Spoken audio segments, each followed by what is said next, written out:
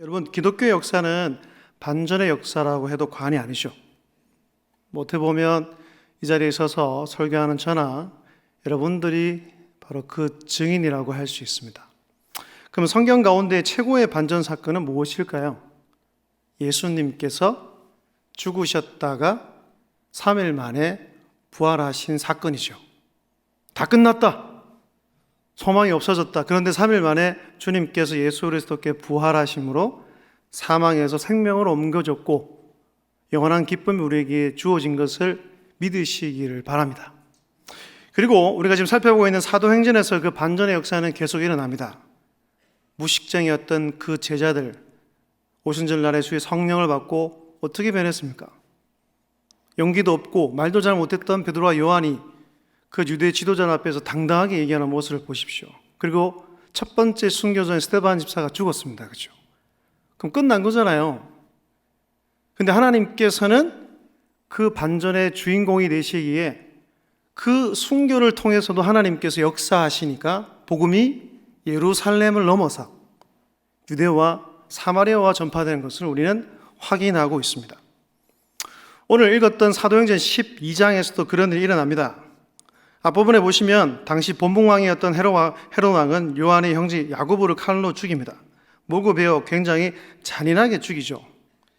요한의 형제 야고보를 칼로 죽이니 그래서 야고보는 제자 중 첫 순교자가 됩니다.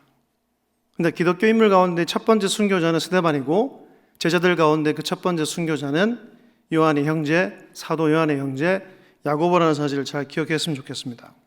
그래서 12장에 나오는 헤롯 왕은 우리 주님께서 탄생하실 때 베들레헴의 아기들을 죽이라고 명령한 헤롯 대왕의 손자 헤롯 아그리파 1세입니다. 그는 어려서 로마에서 성장하면서 나중에 황제가 된 칼리굴라 같은 황족과 가까이 지냈는데 그로 인해서 나중에 본붕왕 자리를 차지하게 된 것 같습니다. 그는 할아버지의 어떤 정치적인 수완과 잔인성을 그대로 물려받은 것으로 보입니다. 예수님의 그 복음이 예루살렘을 넘어 유대와 사마리아 그리고 갈릴리로 넘어 이방인들의 도시에까지 퍼지는 것 때문에 속을 끓이던 유대인들은 왕이 야고보를 죽이자 환호했습니다. 와, 드디어 이 막을 수 있겠구나. 헤롯 왕도 예수 믿는 사람들을 죽이면 백성들이 좋아한다는 것을 알았고 기왕이면 최고 지도자를 죽일 생각으로 이제 베드로를 가두게 된 것이죠. 이 헤롯 왕이 야고보를 죽인 것은 정치적인 이유 때문이었습니다. 유대 사회를 혼란하게 만드는 기독교인들이 자신의 정치적인 입지에 별로 도움이 되지 않았습니다. 유대인의 심기를 건드려서 좋을 게 없었다는 얘기죠. 아니 오히려 이 일을 정치적으로 이용했을 수도 있습니다. 그래서 6월절 절기가 끝나면 이 베드로를 죽일 계획이었고 교회는 또다시 큰 위기를 맞았습니다. 스데반 집사님의 순교 후 예루살렘 지역에 박해가 일어나 성도들이 흩어진 차에 베드로 그 지도자까지 순교하면 치명타를 입을 수밖에 없는 아주 큰 위기였습니다. 그렇잖아요. 어떤 공동체를 흔들게 만들기 위해서 가장 좋은 방법은 그 지도자를 처단하는 겁니다. 그게 최고 좋은 방법이라는 얘기죠. 그러나 교회는 헤롯 왕의 맞설 아무런 힘도 가지지 못했습니다. 일방적으로 몰리는 상황이었다는 얘기죠. 여러분, 이런 내용을 지금의 언론이 보도한다면 어떤 상황으로 기록할까요? 요즘 정치인들 같으면 이런 상황을 어떻게 이용했을 것 같습니까? 헤롯 왕 측면에서 보면 정치적으로 인기를 얻을 수 있는 기회가 온 것입니다. 아마 이렇게 광고를 실었을 거예요. 예수 잔덩의 우두머리 베드로 체포 6월절 후 처형이라는 타이틀을 쫙 굳게 달았을 것입니다. 신문의 제1면에 아마 대서특필을 했을 거예요. 이거 덧붙여서 그의 대변인이 나와서 이렇게 인터뷰를 하겠죠. 종교는 건전해야 합니다. 예수가 퍼뜨린 가르침은 유대 사회를 혼란하게 합니다. 그들은 암세포와 같습니다. 도려내야 합니다.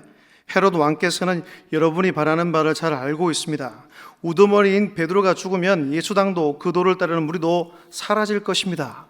그러면서 그 옆에 가식적인 미소와 더불어 승리의 포즈를 취한 헤롯 왕의 사진을 보너스로 아마 그 신문에 실었을 것 같습니다.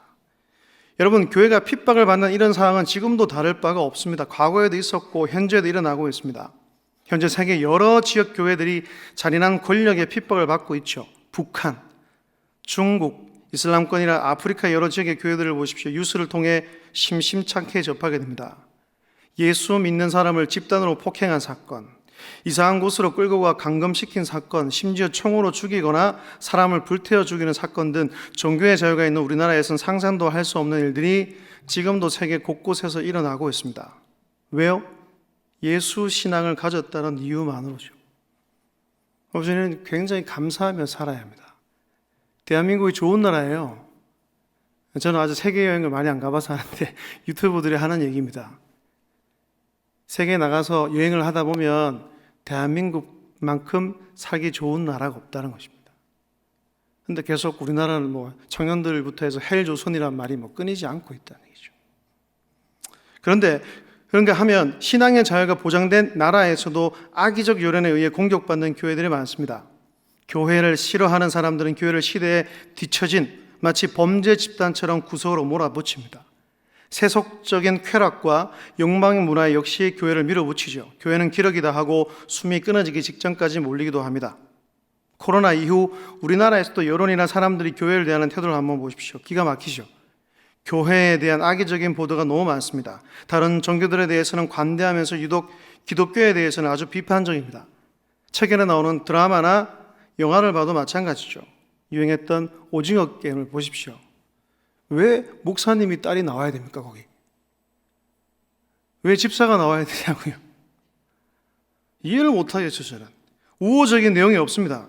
등장 인물부터가 심상치가 않아요. 마치 기독교와 교회를 몰사시키려는 계략같이 보입니다. 이렇듯 교회는, 기독교는 역사 속에서 막다른 골목에 몰린 적이 많았다는 것이죠. 그런데 보십시오. 사도행전 12장은 놀라운 반전을 말씀하고 보여줍니다. 하나님께서 상황을 역전시키셨다는 것입니다. 할렐루야. 우선 첫 번째 반전은 베드로가 감옥에서 나온 일입니다. 명절 이후 죽을 시간만 기다리고 있던 베드로를 주의 사자가 직접 구원하셨습니다. 6절과 7절 말씀을 앞에 보시고 함께 읽겠습니다. 시작.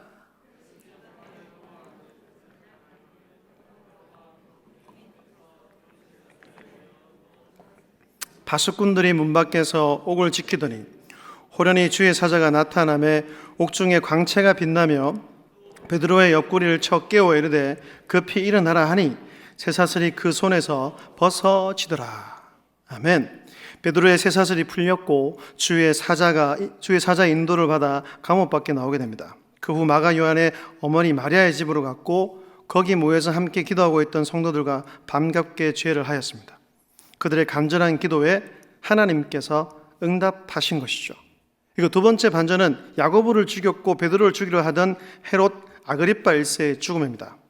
오늘 읽었던 본문을 보면 헤롯 왕과 드로와 시돈 사이에 불화가 발생했는데 결국 드로와 시돈 사람들은 헤롯 땅에서 곡식을 수입해야 했기에 어쩔 수 없이 헤롯에게 머리를 숙이게 됩니다. 본문 20절입니다. 함께 읽겠습니다. 시작.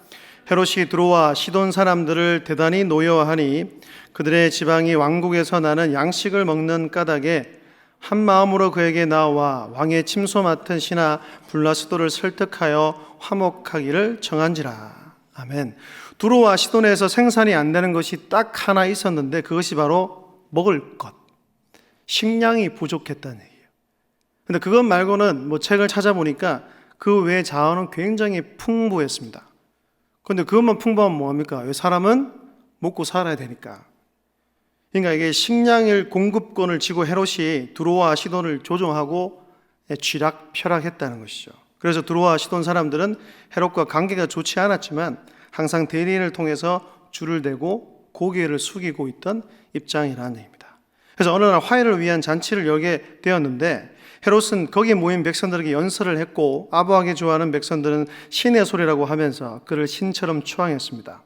그날 이후 헤롯은 하나님의 그 벌을 치심을 받아 벌레에게 먹혀 죽었다고 되어 있습니다. 이 사항이 21절 이하에 다음과 같이 나옵니다. 제가 읽겠습니다. 헤롯이 나를 택하여 왕복을 입고 단상에 앉아 백성에게 연설하니 백성들이 크게 부르되 이것은 신의 소리요 사람의 소리가 아니라 하거늘 헤롯이 영광을 하나님께 돌리지 아니하므로 주의 사자가 고치니 벌레에게 먹혀 죽으니라.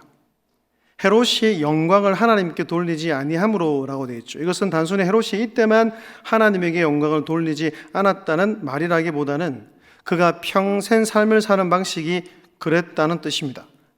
평생 하나님께 영광을 돌릴 일에는 관심이 없고 늘 자기 영광을 추구하던 사람이었다는 것입니다. 그러면 벌레에게 먹혀 죽었다는 말이 무슨 말일까요? 이전 성경인 개역 한글판 성경에는 충이 먹어 죽었다라고 그렇게 표현되어 있습니다. 여기에 대한 몇 가지 주장들이 있습니다. 그 첫 번째는 어떤 사람은 헤롯을 죽게 만든 벌레가 기생충이라고 봅니다. 그 당시 기생충에 감염되는 예는 굉장히 많았다고 합니다. 두 번째는 또 어떤 사람은 헤롯의 죽음의 원인이 맹장염이라고 봅니다. 이 맹장염은 수술을 받아야 하는데 당시에는 수술이 불가능했으니까 이것이 복막염이 되어서 터져서 죽었다고 보는 것이죠. 세 번째는 또 다른 의견이 있는데 그것은 헤롯이 위궤양이나 위암으로 죽었을 가능성으로 보는 것입니다. 물론 무엇이 맞는지 저도 확실하게는 모르겠습니다. 여튼 이 교만한 헤롯을 죽이는 것이 기생충이었던 맹장염으로 인한 복막염이었던 헤롯이 아무리 화려한 왕복을 입고 엄청난 땅을 통치하며 자기가 마치 하나님인 것처럼 굴었어도 한낱 이 미물인 벌레나 세균도 이기지 못하는 연약한 존재였다는 것입니다. 하나님께서는 이 교만한 헤롯을, 주의 교회를 핍박하던 자를 하루아침에 죽이셨다는 것이죠. 우리는 이상의 내용을 살펴보면 매우 중요한 사실을 발견합니다. 그것은 지상에 존재하는 권력자들의 힘 외에 또 하나의 힘이 존재한다는 것입니다. 이 두 가지 힘은 아주 상반됩니다. 하나는 보이는 힘이요, 다른 하나는 보이지 않는 힘입니다. 또 하나는 당장 원하는 모든 것을 이루는 힘처럼 보이고 다른 하나는 아무것도 이루지 못하는 듯하나 언젠가 이루는 힘입니다. 보이는 힘은 모든 사항을 장악한 듯 보이나 사실은 보이지 않는 힘에 의해 통제되고 있죠. 그 보이지 않는 힘은 바로 이 세상의 주관자 되시는 하나님이십니다. 할렐루야. 모든 것을 주관하시는 그 하나님께서 죽을 베드로를 감옥에서 풀려나게 하시고 눈에 보이는 권력자인 이 교만한 헤롯 아그리파 1세를 심판하셨다는 겁니다. 여러분, 오늘도 이 두 힘이 보이지 않는 전쟁을 벌이고 있습니다. 보이는 나라인 이 세상과 보이지 않는 나라인 하나님의 나라가 소리 없는 전쟁을 펼치고 있다는 것이요. 언제나 눈에 보이는 나라는 이 세상에 이기는 것 같아 보입니다. 세상의 권력자들이 교회와 이 기독교를 박해하고 세상을 좌지우지하는 것처럼 보이기 때문입니다. 그리고 때론 하나님의 백성인 그 고난에 의해서 우리가 너무나 무기력하게 느껴지기 때문이죠. 하지만 그 어떤 힘의 제국도 영원하지 않습니다. 한때 권력을 누렸던 사람들을 보십시오. 그들의 권력은 잠깐 보이다가 없어지는 안개와 같습니다. 영원할 것 같았던 그들의 권력은 한순간에 신기루에 불과했습니다. 지금 우리나라도 서로 대통령이 되어 권력을 잡으려고 안달이지만 그래서 서로 헐뜯고 약점을 잡아서 인기를 얻으려고 수단과 방법을 가리지 않고 몸부림치지만 그 권력은 5년도 채 가지 않는다는 거죠. 권력을 빼앗기고 비참하게 살아가는 권력자들의 모습을 우리는 날마다 보지 않습니까? 그 끝은 언제나 멸망이라는 사실입니다. 그러나 하나님의 나라는 다릅니다. 하나님께서는 왕으로 다스리는 나라가 하나님의 나라입니다. 하나님께서 통치하시기에 영원한 나라입니다. 우리가 다 이 나라에 속한 하나님의 백성임을 믿으시기 바랍니다. 그 하나님이 교회를 지키십니다. 보호하고 인도하십니다. 보이지 않는 힘, 이 세상과는 비교할 수도 없는 힘과 능력으로 주의 백성들을 붙들고 계십니다. 그 하나님이 오늘도 우리와 함께 하시고 이 세상을 다스리시고 통치한다는 그 사실을 믿으시기를 바랍니다. 보이는 힘보다 보이지 않는 힘인 우리 하나님의 힘인 능력이 훨씬 더 크다는 얘기예요. 그걸 믿어야 이 어려울 때 고난도 이겨낼 수 있는 거 아닙니까? 그 믿음이 없으면 이 어려운 시기에 어떻게 우리가 믿음을 지킬 수 있습니까? 앞으로 더 힘들어질 텐데요.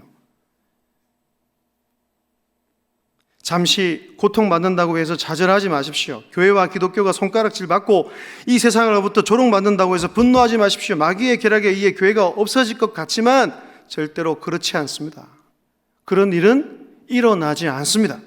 사도행전에 나오는 복음의 역사가 지금까지 흘러왔던 기독교의 역사가 그것을 증명해 주지 않습니까? 하나님의 나라는 절대로 무너지지 않습니다.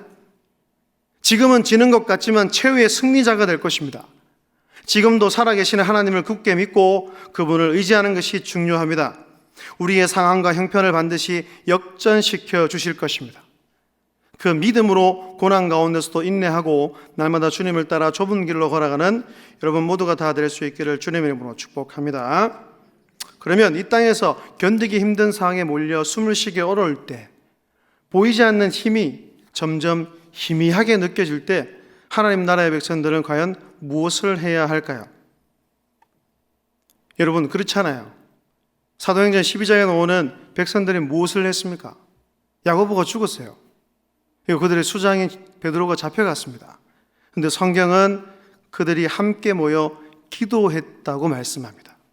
12장 5절 말씀을 함께 읽겠습니다. 시작. 이에 베드로는 하나님께 기도하더라. 제가 한번 읽겠습니다. 이에 베드로는 옥에 갇혔고 교회는 그를 위하여 간절히 하나님께 기도하더라. 이거 12절을 보십시오.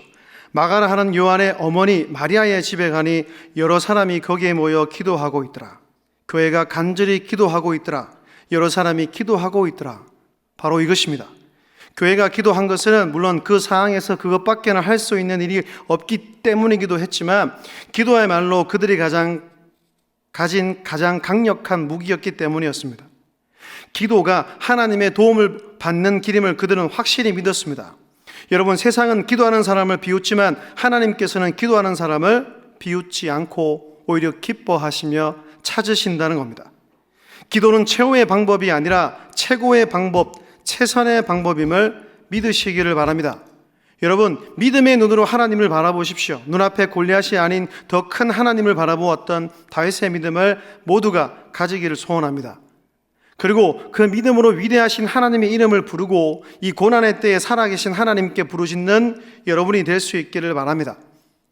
교회가 하나님을 향한 기도의 소리를 높일 때 교회는 죽는 듯 하나 살고 쇠퇴하는 듯 하나 부흥하고 약한 듯 하나 강한 역사를 경험하게 될 것입니다. 우리는 하나님의 백성이기에 기도해야 합니다. 호흡이 끊어지면 죽듯이 영적인 호흡인 기도가 끊어지면 성도는 살 수가 없습니다. 기도는 우리의 영적 호흡입니다. 나 자신이 먼저 기도해야 합니다. 그리고 우리 가정이 기도해야 합니다. 그리고 더 나아가 우리 교회가 기도해야 될 줄로 믿습니다. 기도의 분량을 채우고 기도의 고지를 점령해야 합니다. 기도가 우리를 하나님 나라 백성답게 강하게 만들 것입니다. 보이는 힘이 아닌 보이지 않는 힘을 더 의지하게 만들 것입니다. 고난과 고통을 이기는 힘을 얻게 할 것입니다. 기도를 통해 날마다 하나님과 교제하고 가까이 나아가는 여러분들이 다 될 수 있게 주의 이름으로 축복합니다. 그렇게 할 때 우리는 주 안에 있는 나에게 딴 근심이 있으랴 라고 찬송하고 내 입술을 열어 기뻐하고 우리 하나님께 감사할 수 있을 것입니다. 기도하는 성도와 교회로 살아갈 때 하나님께서는 나를 통해 우리 공동체를 통해 일하시고 놀라운 기적을 베풀어 주실 것입니다. 기도를 통해 하나님의 능력을 더 깊이 경험하는 여러분 모두가 다 될 수 있기를 주님 이름으로 축복합니다. 마지막 사도행전 12장 24절 말씀을 함께 읽겠습니다. 함께요. 시작. 하나님의 말씀은 흥왕하여 더하더라. 아멘. 제가 한번 읽을게요. 하나님의 말씀은 흥왕하여 더하더라. 우리 성경에는 생략되어 있지만 원문에는 그러나가 들어가 있습니다. 다시 보면 그러나 하나님의 말씀은 흥왕하여 더하더라.